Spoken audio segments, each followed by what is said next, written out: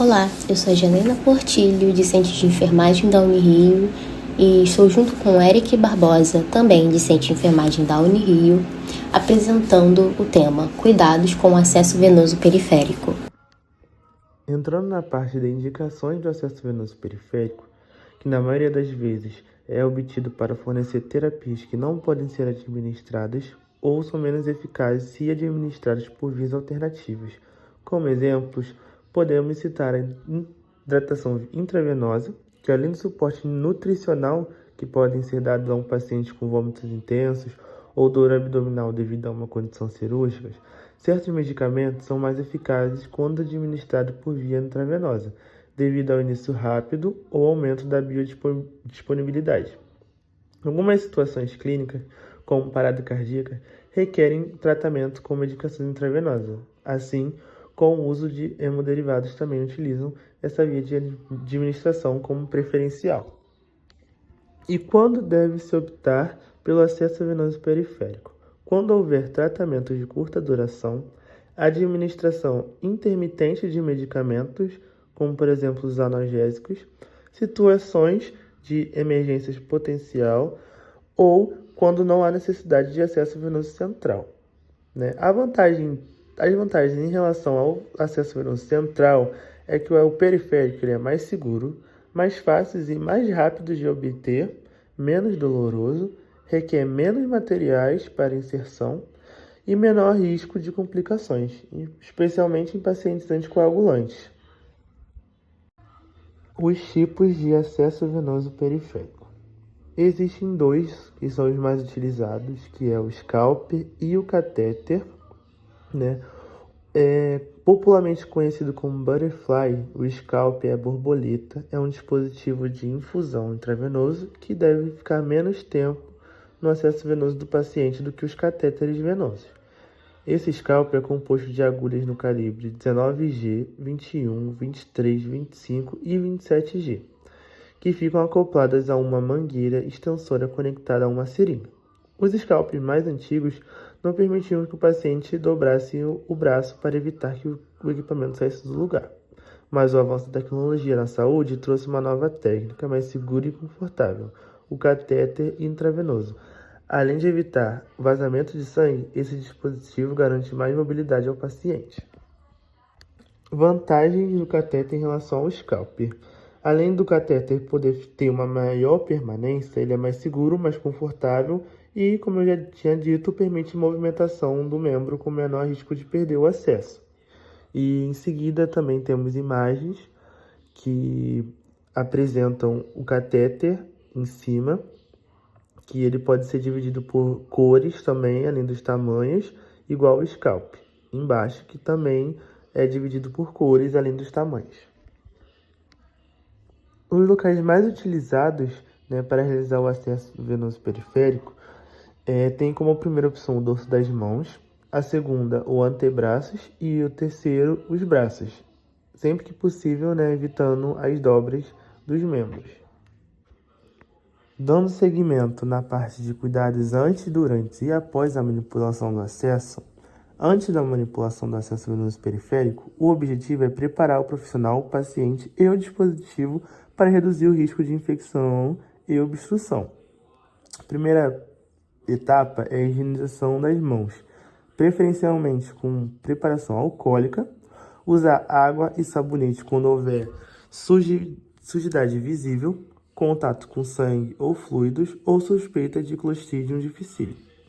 Realizar a higiene antes de tocar no catéter, conexão, equipo ou medicamentos. É muito importante também preparar a pele, remover pelos apenas se necessário com tricotomizador elétrico ou tesoura, limpar o local se houver sujeira visível, realizar a antisepsia da pele conforme o protocolo institucional e aguardar a secagem completa do antisséptico. Avaliar também a necessidade de luvas. As luvas são indicadas quando houver risco de contato com sangue e fluidos, manipulação de quimioterápicos ou necessidade de palpar o local após a antisepsia. Usar luvas estéreis. E verificar os dispositivos, que é observar a permeabilidade do catéter, conferir fixação e integridade da cobertura e desinfectar, ativamente as conexões antes do qualquer acesso. Durante a manipulação do acesso venoso periférico, o objetivo é manter a técnica asséptica e evitar contaminação no sistema. Portanto, é necessário medidas como manter a técnica asséptica, evitar tocar diretamente no local da inserção após a antisepsia. Se for necessário tocar o sítio de inserção, usar luvas estéreis, manipular conexões corretamente, desinfetar conectores antes de conectar seringas, equipos ou soluções, utilizar seringas adequadas, preferencialmente de 10 ml, para avaliação da permeabilidade, preservar a estabilidade do catéter, evitar tração, deslocamento ou dobra do dispositivo, não utilizar fitas não estéreis diretamente para a estabilização da cânula. Em relação também à cobertura e o curativo, deve-se utilizar cobertura estéreo, preferir cobertura transparente quando possível e manter técnica de não toque durante trocas de curativo. Após a manipulação do acesso venoso periférico, o objetivo é garantir o funcionamento do catéter e prevenir infecção ou obstrução. Portanto, é necessário realizar o flushing final. Fazer flushing após cada medicação para evitar mistura de fármacos incompatíveis.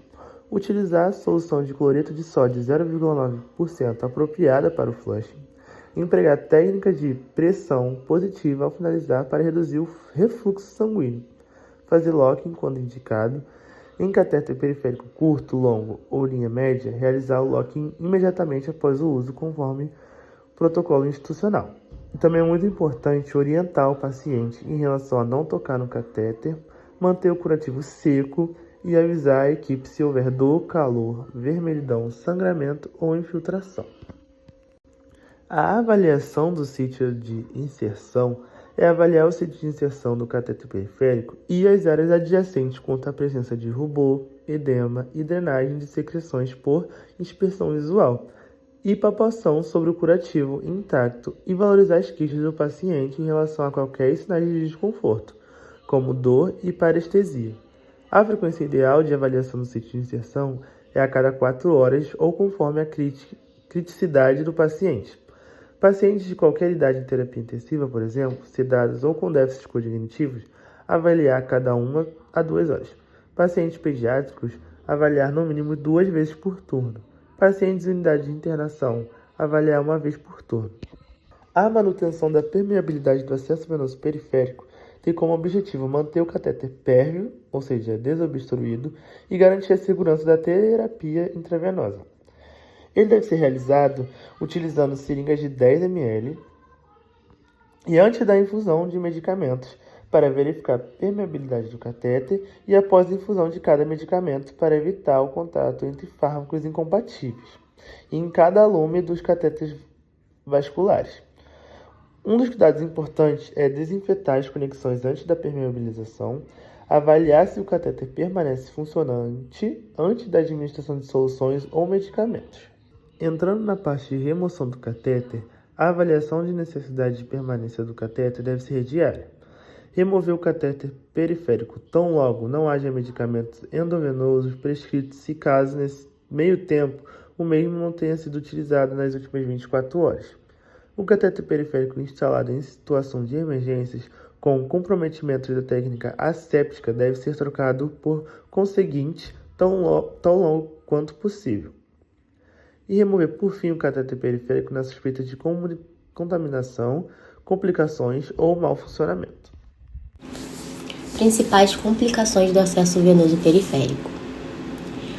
Uma das principais complicações seria a flebite, ocorre uma inflamação no interior da veia, advida de um trauma, imobilização e inserção de catéteres por um extenso período de tempo. É considerada como multifatorial, pode estar relacionada com medicações de fluidos infundidos, o tipo de catéter, a localização, assim como fatores associados ao doente, como a sua idade, sexo, problemas no sistema circulatório. E os sintomas mais comuns são a dor no local, a vermelhidão, o calor e o endurecimento da veia.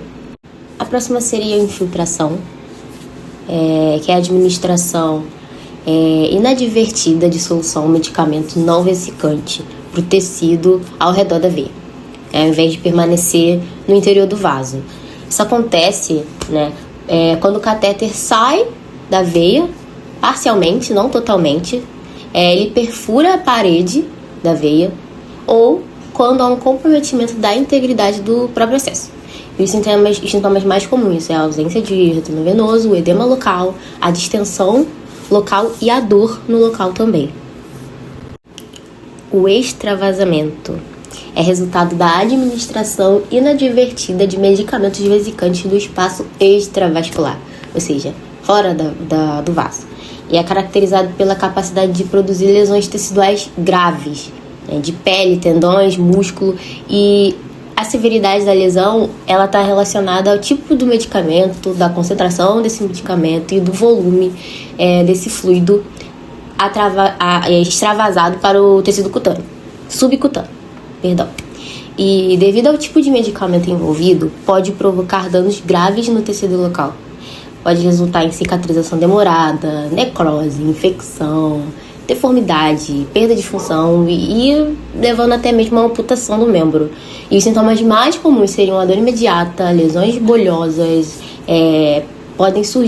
podem acabar surgindo após alguns dias e necrose sendo vista dentro de algumas semanas. Obstrução. Ela é definida como a incapacidade de infundir ou injetar soluções ou medicamentos em um catéter, ou seja, ele não passa, né? Dentre os fatores de risco dessa obstrução, pode ser o tipo de material, pode ser o calibre, o tipo de medicamento também, o fluxo da infusão e fatores relacionados à coagulação sanguínea.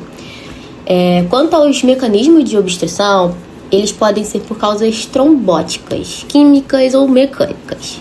Essa última, a mecânica, ela está relacionada ao posicionamento da ponta do catéter ou por dobras da cânula que impede o fluxo da infusão. E os sintomas mais comuns de obstrução seria a interrupção da infusão, o gotejamento super lento, a ausência do fluxo sanguíneo e dificuldade para administrar o medicamento.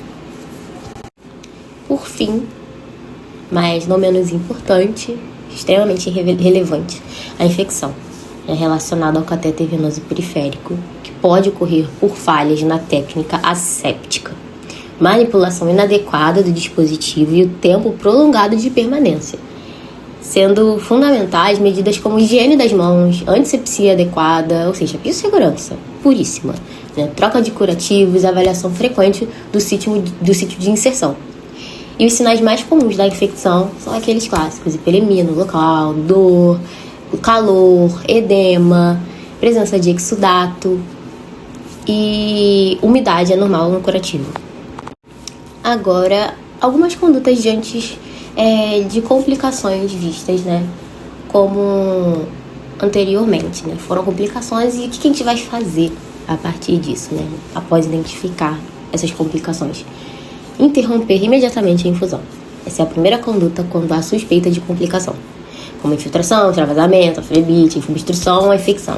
É a suspensão da infusão para evitar a piora da lesão e outros danos no tecido.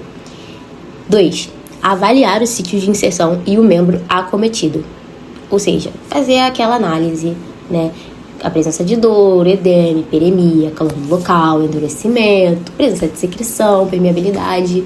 Todos aqueles sintomas precisam ser analisados e avaliados corretamente.